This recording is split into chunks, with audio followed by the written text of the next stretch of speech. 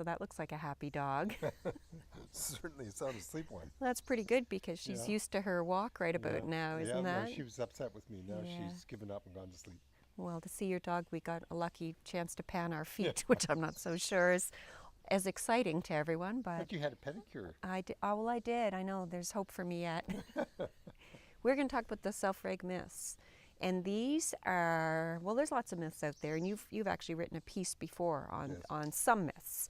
But these were from our self-reggers in our courses. Yeah. We put a survey out. We actually did it as questions in some of the courses. And then we reached out through social media to find out what were some of the myths and the barriers related to going, quote unquote, self-reg.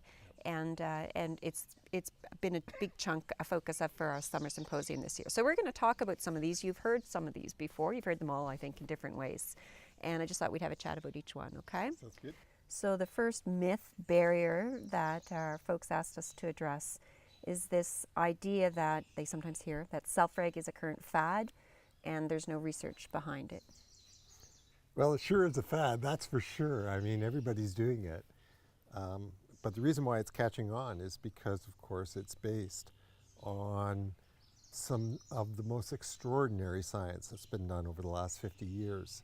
Really what we did with self-reg was to see how all of these pieces fit together. And that's what's so exciting about this, to see that they fit together and to see that when you start to practice this, this is one hell of a lot more than just a fad.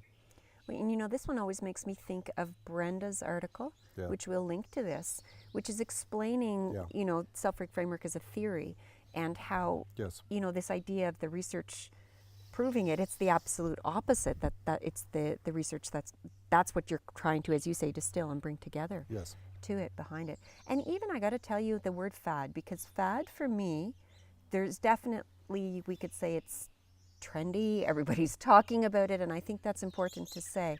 But fad always has that feeling that it's a come and go, it's your Yeah. next thing. And Yeah. to me, the thing that I hear that is inspiring the most is that this is I think that's important. different. It's different, and once you get it, you can't not see it anymore.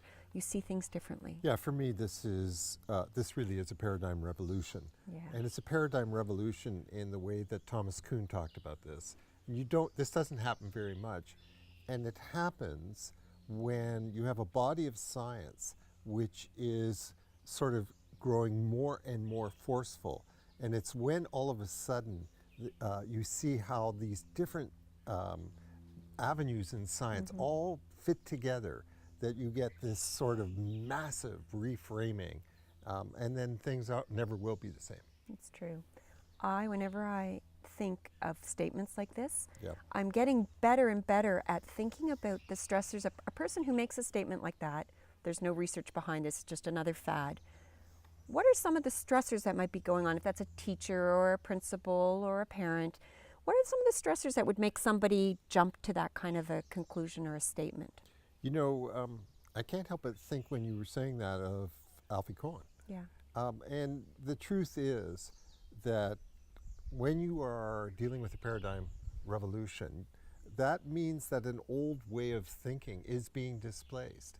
And for some people, that's very stressful in itself. So for someone, for example, who believes strongly in that self-control paradigm, I mean, that's everything they've done in their life or how they think about their work, it's all grounded in that.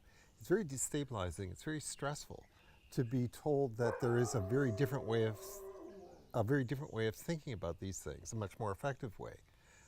But you know, part of the reframing that we have to do, even when someone trots that out as an objection, is to reframe, which is what we're doing, right?